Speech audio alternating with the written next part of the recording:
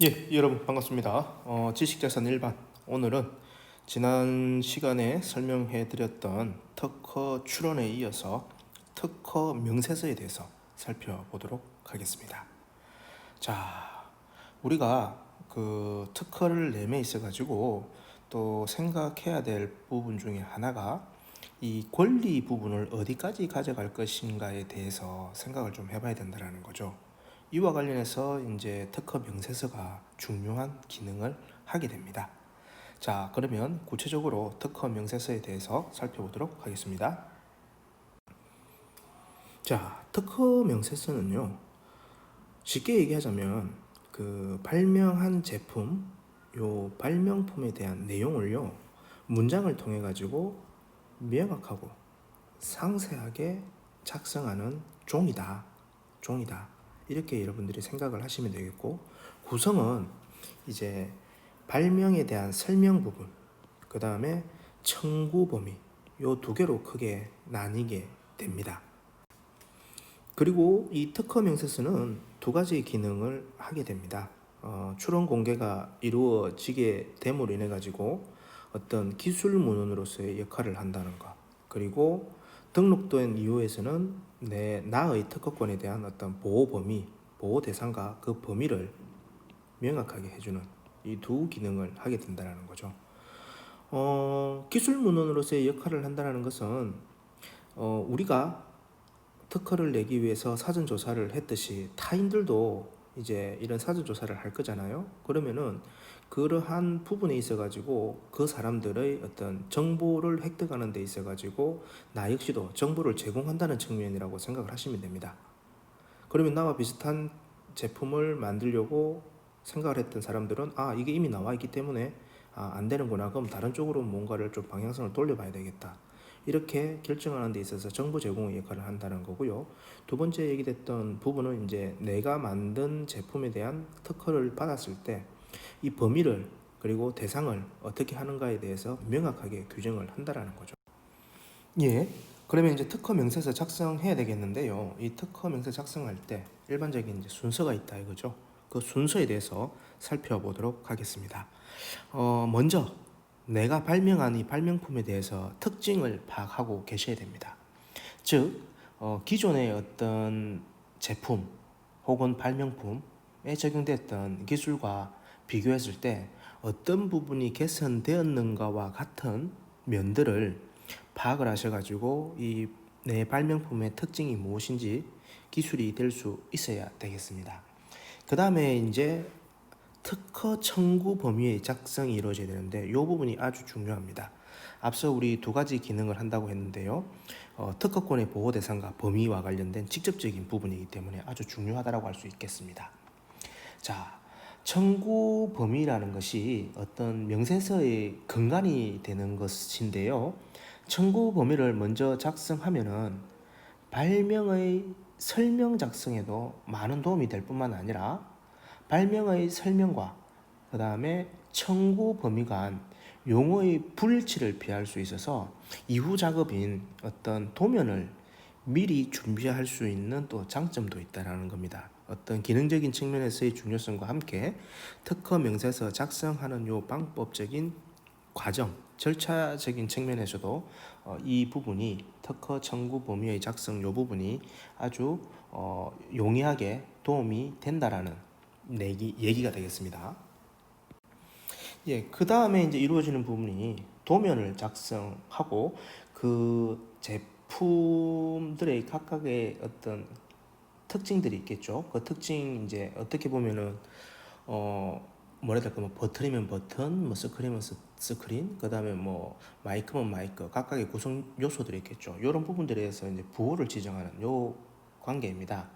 그래서 앞서 작성했던 청구 범위 요거 참고해가지고 청구 범위의 어떤 구성 요소가 반드시 포함될 수 있도록 도면, 그림을 그려야 되겠고요. 그 다음에 그 도면 부호도 함께 지정을 해 주어야 되겠습니다.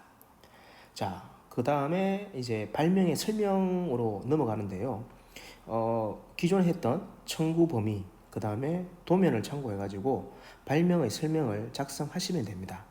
이때는 발명의 특징이 나타날 수 있는 다양한 실시의 예를 기재하는 것이 좋다는 거죠. 이 말인즉슨 어떤 발명품이 나오게 되면요, 그거와 관련된 유사품들이 상당히 많이 나올 수가 있거든요. 그래서 이제 그런 유사한 제품들까지 포용할 수 있게끔 다양한 예시들을, 실시 예시들을 기재를 해주면은 나중에 본인에게 특허권과 관련돼 가지고 자신의 어떤 보호 영역이 더 명확해질 수 있는 그런 효과를 얻을 수가 있게 되겠습니다.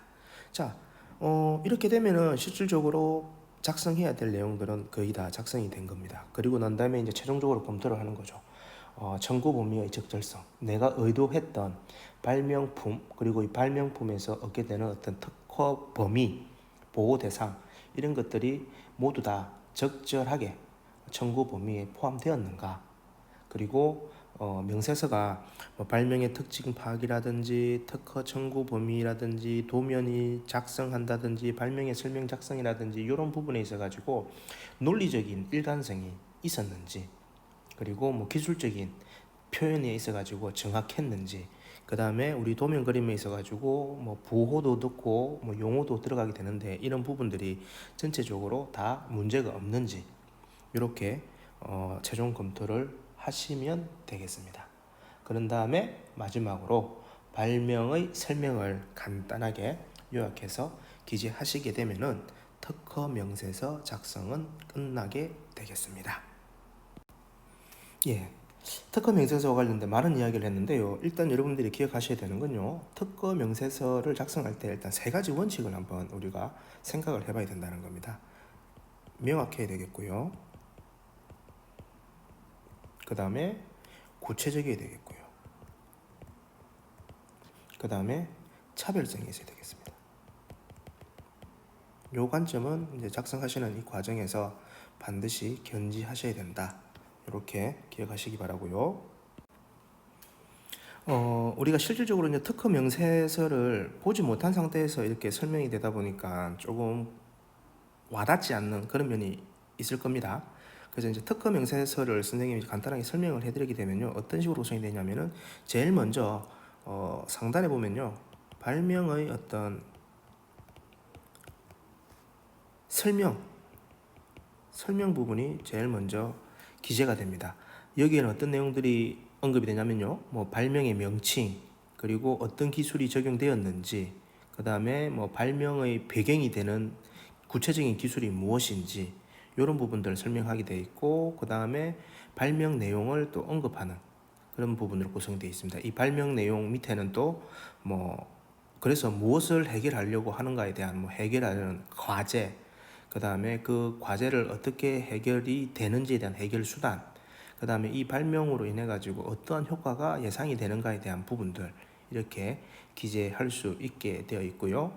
그 다음에 조금 전에 우리 얘기했던 도면과 관련된 도면에 대한 간단한 설명, 그리고 발명을 실시하기 위한 어떤 구체적인 내용, 그 다음에 어떤 부호, 이런 부분들을 다 설명을 할 수 있게끔 안내가 되고 있습니다. 그 다음에는 이제 뭐가 나와 있냐면은 선생님이 강조했던 청구 범위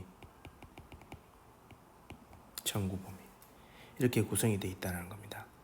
자, 여러분들 잘 아시는 바와 같이 이 특허라는 것은 무형이죠. 형태가 없는 상태에서 시작이 되는 겁니다. 그래서 어떤 무형의 기술적 사상인 발명에 부여되는 것이기 때문에 그 권리 범위가 어디까지 미치는지 결정하는 일은 매우 중요하고 어려운 부분입니다.